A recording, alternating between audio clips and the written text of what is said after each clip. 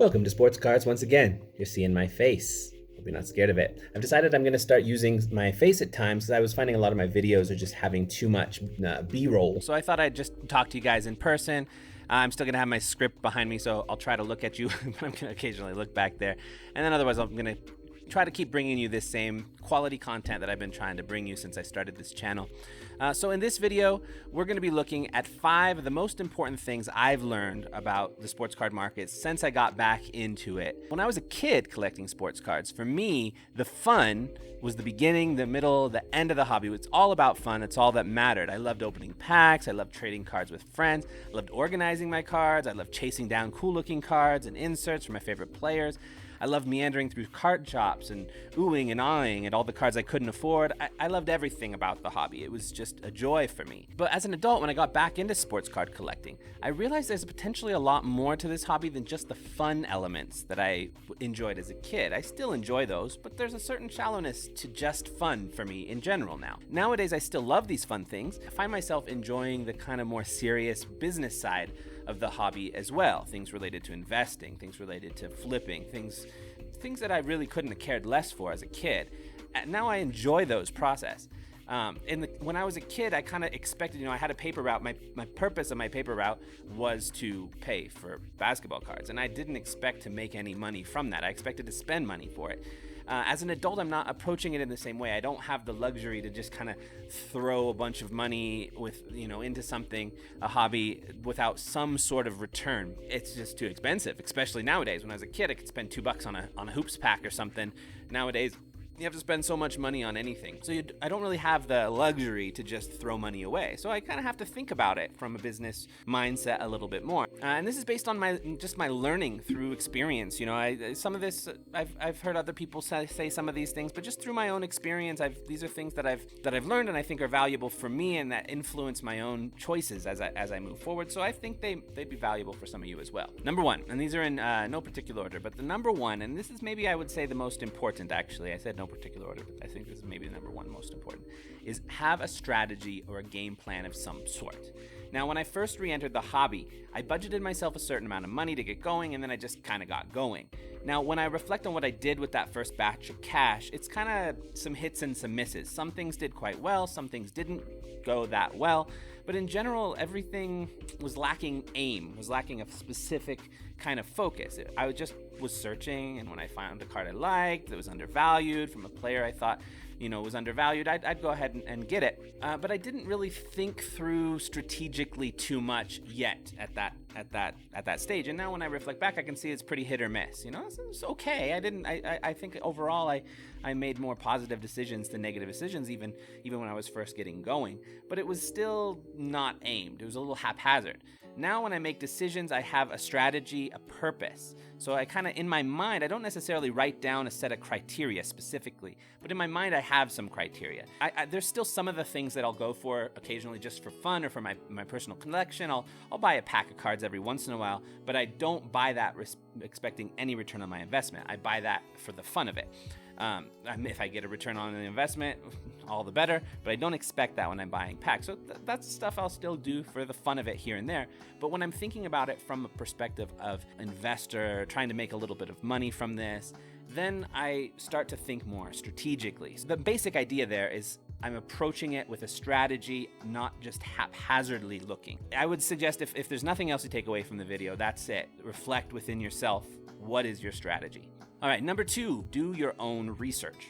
The internet is full of all kinds of gurus. Sometimes they have great advice, sometimes they miss their aim, but it's all over the place, on YouTube and different articles and things like this. And I watch those videos frequently, but when it comes to me making a decision, rather than just taking the advice that someone else has given me, I will take that, I will reflect on that, and then it might direct me in a certain direction to do some of my research, but the eventual decision of what card I'm deciding to buy is through my own research. And I feel that's very important. But if you're always relying on somebody else, you're not going to kind of see, I'm kind of getting a sense of when this is, okay, this is something I need to look a little deeper into, and when it's like, let's fly by night, this is not gonna last. So I can kind of get a better better sense because I've been doing the research on my own. If I was relying on other people to do the research for me and I was just picking up the cards that they were suggesting, things like that, I don't feel like I would be making a lot of good decisions. And sometimes the things that might be the best deals are things that are more difficult to actually even research. If you use things like market movers and card ladder,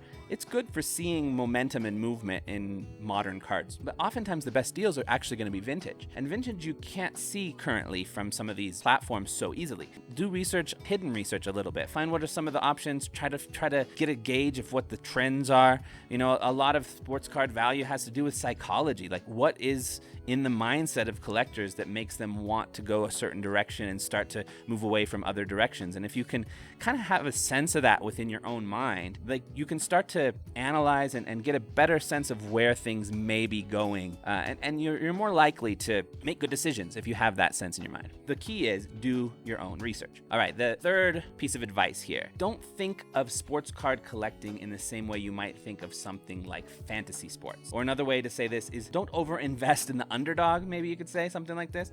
Now, because when it comes to something like fantasy sports, or even if you just enjoy watching sports, for a lot of us, me included, I love watching for and finding the underdog, you know, or the player who's kind of under the radar a little bit, but who's excellent. Maybe the X factor for a winning team.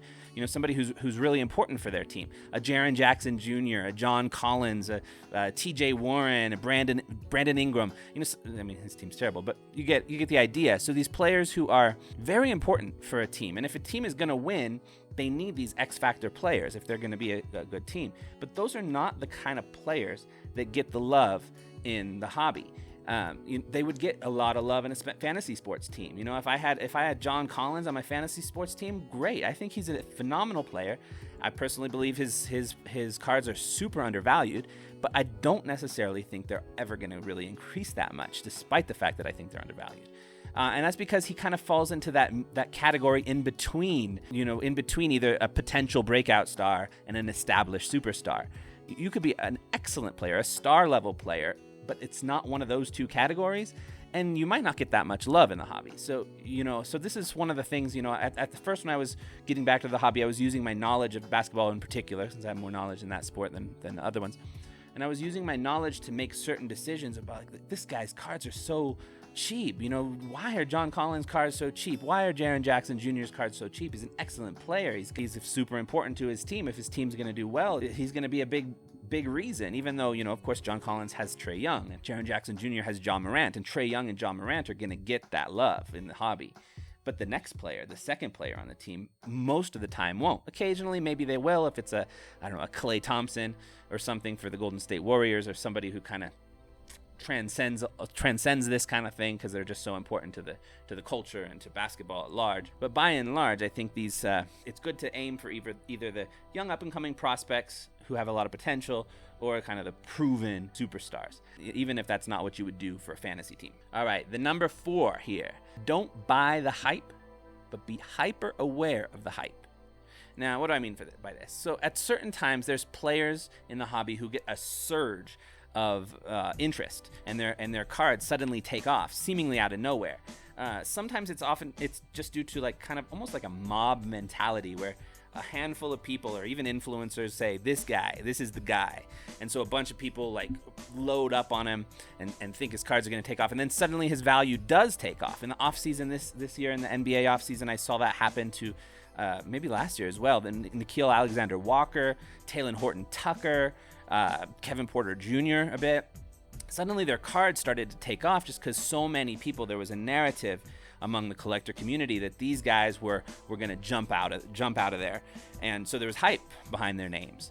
Now, once the season started, for those 3 examples, those guys continued to play like they played last year, which is normally to be expected, and they're perfectly solid players. They didn't get worse or anything, but their cards tanked once the season got underway because people were expecting, like, this breakout, and then they just continued playing like they had been playing, and their cards went down. So it's really important to identify hype and see if somebody's card's going up, what's the reason behind it? Is there a real solidly proven reason why this is going up? And is there reason to believe that it's only going to continue? Or is this kind of, there's a bit of an illusion, or there's a bit of this potential that's being built upon by a narrative And if it's built upon by a narrative, it's not often going to work. Occasionally it will, but going into those kind of cards is essentially like gambling. A lot of people are going in hoping they strike it rich with finding the next Giannis. A lot of people look back at Giannis and see how his cards, he wasn't really sought that much when he was a rookie.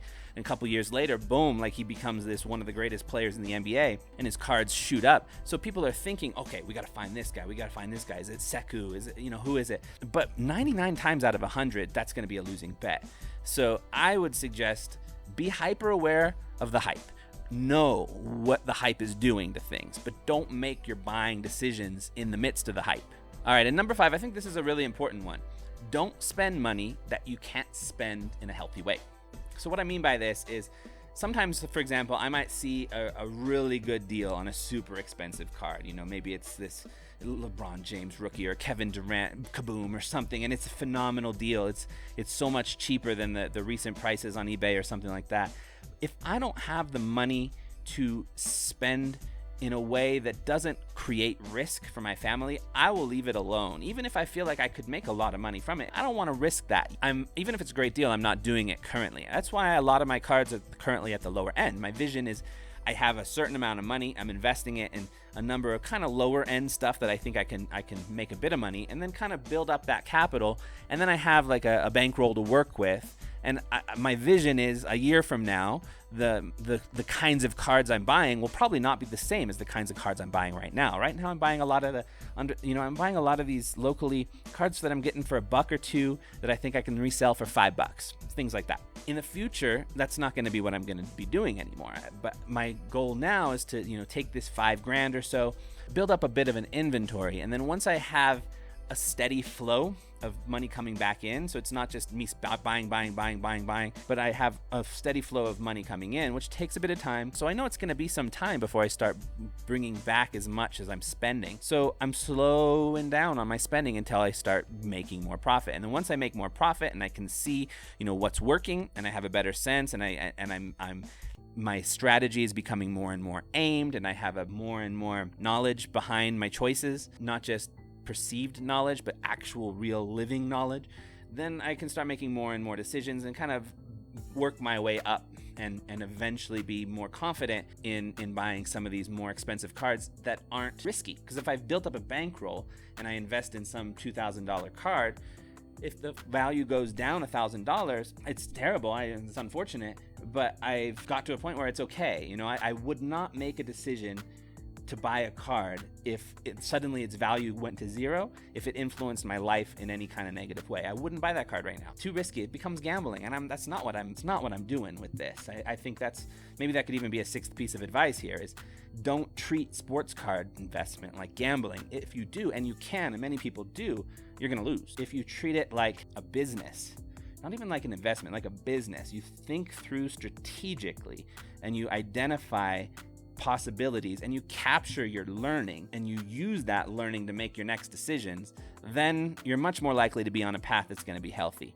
If you do it haphazardly, or if you spend money that you don't have to spend, this just becomes gambling and a negative thing. So I think there's different ways to approach this hobby. So anyway, I'm sure there's plenty of other things I could say, and I kind of, since I'm trying to read my script, but at the same time I kind of want to go off the cuff a little bit since I'm just chatting with you here. So I hope this has all made sense. How do you like this video format? I'm probably going to try to do this kind of talking to you a little bit more frequently. It's a little hard. In some ways it's harder because when I had this script here, I could just read it. I don't have to look. I don't have to focus my eyes over here, look at you. I could just stare at my words over on this screen. But here I want to look at you because you're very beautiful. Yeah, anyway. I hope you like this format. I'm probably going to try to do this for a handful of videos and see how y'all feeling about it.